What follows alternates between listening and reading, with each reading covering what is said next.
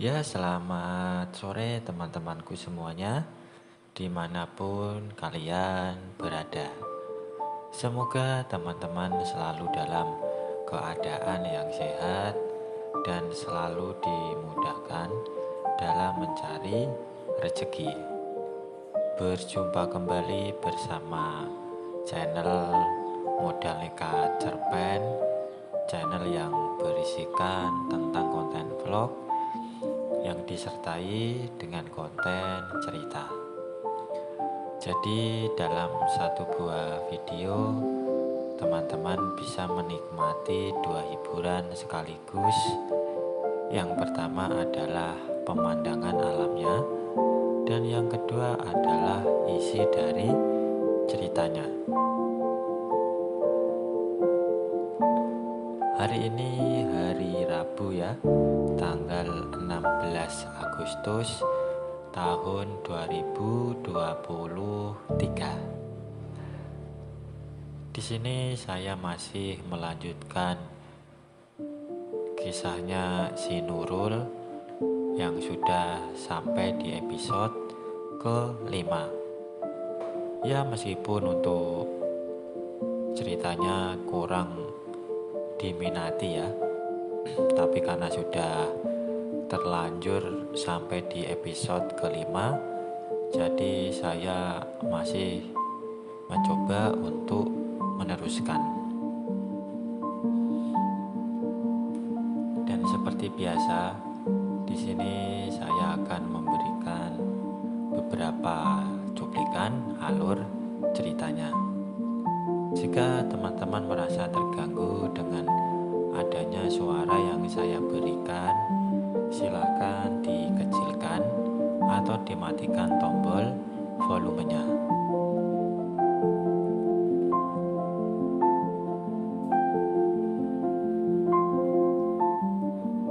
Pagi hari di kediaman Pak Primus, Nurul kembali kepada rutinitas barunya sebagai seorang pembantu rumah tangga.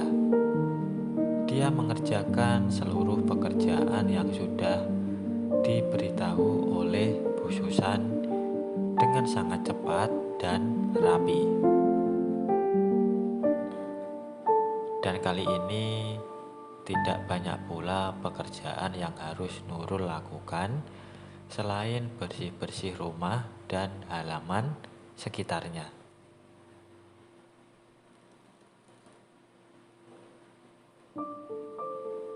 Di luar Nurul tampak tenang, tapi dalam hatinya seperti terjadi sebuah perang antara batin dan akal sehatnya. Mimpi yang dialaminya tadi malam masih terngiang-ngiang di benak Nurul dengan jelas. Apalagi setelah dia kembali bertemu dan berbincang-bincang dengan Pak Primus, yang membuat dia mau tak mau memikirkan majikannya tersebut sedang merendahkan dirinya seperti yang terjadi dalam mimpinya.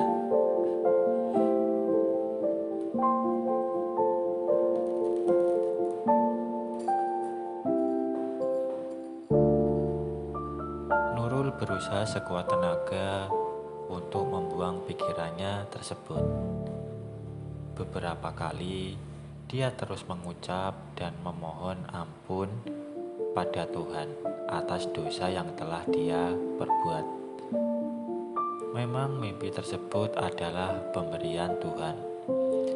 Namun Nurul yakin kalau iblis-iblis sedang berusaha mempengaruhi pikirannya sampai-sampai dia bermimpi seperti itu. Sedang sibuk menyapu halaman rumah, smartphone milik Nurul berbunyi dengan nada dering lagu dari Nisa Sabian kesukaannya.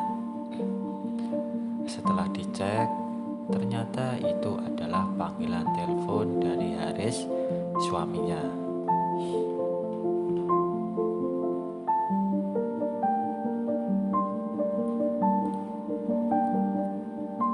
Nurul pun sadar kalau suaminya tersebut ternyata masih belum bisa meninggalkannya sendiri begitu saja. Nurul senang mendapati kalau Haris masih menjadi suami yang baik meski mereka sedang berjauhan. Perhatian kecil seperti ini saja sudah membuat hati Nurul melambung tinggi dan berbunga-bunga. Setelah teleponnya ditutup, Nurul pun kembali kepada moodnya semula. Hatinya sedang berbunga-bunga dan senang sekali setelah mendapat telepon dari Haris, sang suami tercinta. Sambil bernyanyi-nyanyi kecil, Nurul pun melanjutkan menyapu halaman rumah dengan perasaan yang begitu ceria.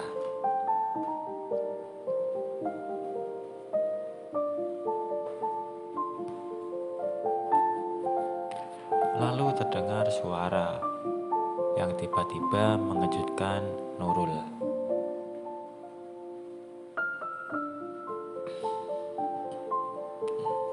Suara pemuda yang menyuruh Nurul untuk dibelikan minyak urut di warung. Baru saja mood Nurul kembali membaik setelah ditelepon oleh suaminya, sekarang malah balik lagi ke mood buruknya gara-gara laki-laki genit yang so akrab menggoda Nurul. Nurul paham laki-laki itu tampan, namun sikapnya yang seperti tebar pesona tersebut membuat Nurul risih sendiri.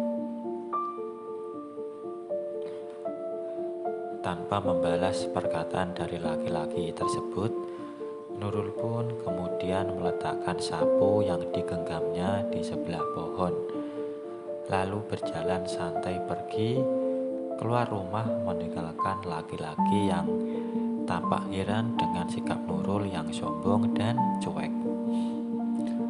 Wanita lain bahkan akan terpesona jika dirayu dan digoda olehnya. Namun, Nurul tampak tak bergeming sama sekali dengan karisma laki-laki itu. Hal yang membuat dia sedikit jengkel dan marah. Sesuai dengan permintaan tersebut, Nurul pun kemudian pergi ke warung kelontong yang tidak jauh dari rumah keluarga Pak Primus. Hanya berjalan selama 3 menit saja, dia sudah sampai di warung yang menjual hampir seluruh keperluan orang-orang, termasuk juga sembako. Baik teman-teman, mungkin untuk cuplikan ceritanya cukup sampai di sini ya. Untuk lebih jelasnya silakan teman-teman simak ceritanya sampai selesai supaya tidak ketinggalan sama alur ceritanya. Dan kalau ada salah pengucapan maupun penulisan, saya minta maaf yang sebesar-besarnya. Semoga teman-teman dapat terhibur dengan cerita yang kali ini saya sajikan.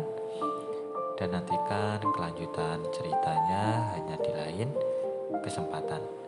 Saya ucapkan selamat sore, selamat beraktivitas, dan terima kasih.